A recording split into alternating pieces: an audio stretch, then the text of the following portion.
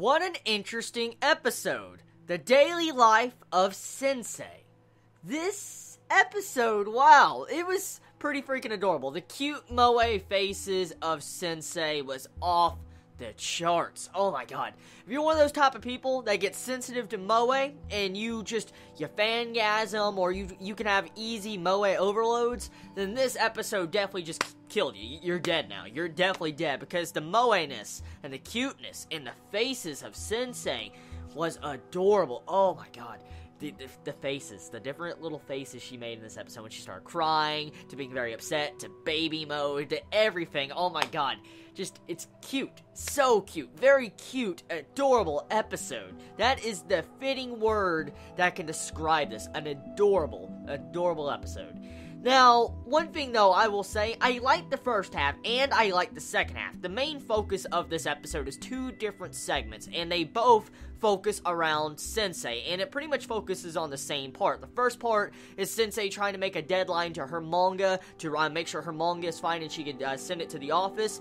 The second half is the daily life of Sensei, of what she did when she was staying at the workplace for a couple days without going home. And we get to see exactly how she acts in her native environment. I'm like, what the fuck, dude? It was so freaking funny seeing how she was walking around, and then, like, you had the dude just gauging her, like, girl power points. I'm like, what? Oh, she wipes her face with her sleeve. -5 points. And then eventually started going into a combo breaker. And it goes into, like, monster kill.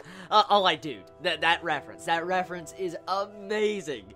I was laughing on the combos. The combos of -1,000 girl points, -2,000. I just couldn't help but laugh. I'm definitely a bigger fan of the second segment of this episode, because seeing how Sensei was just acting the way she did, like, for instance, what she did with the 3-second rule of the ramen, I laughed. I laughed so fucking hard. The way the freaking tips the ramen, because I've actually had that happen to me. I'm not joking. I've actually had that happen to me when one time I was actually pouring out ramen in the sink because I had, like, too much water in it, poured it out, and all of a sudden the shit fell out in the sink. Of course I didn't get it out of the fucking sink. I didn't do that. No, I'm not that, like, Sensei, but I mean, pretty much, the overall aspect of how that happened, that has happened to me, and I remember how pissed I was. I was like, you son of a bitch.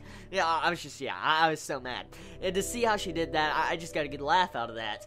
But for the majority of this episode, if you're a fan of Sensei, you will definitely love this episode. That's just a downright given. I mean, if you like Sensei, you like her faces, her baby mode, and stuff like that, you will absolutely love this episode. Which I'm glad Sensei is getting her own episode to herself, because the other characters so far have had, like, their own personalized episode, the other girls, besides the one with a hat. Besides her, everybody else has had, like, their own personal episode, and so I'm glad that Sensei got an episode directly for her, for some development, along with getting to find out more about her personality, her native environment, and just overall an enjoyable, entertaining episode.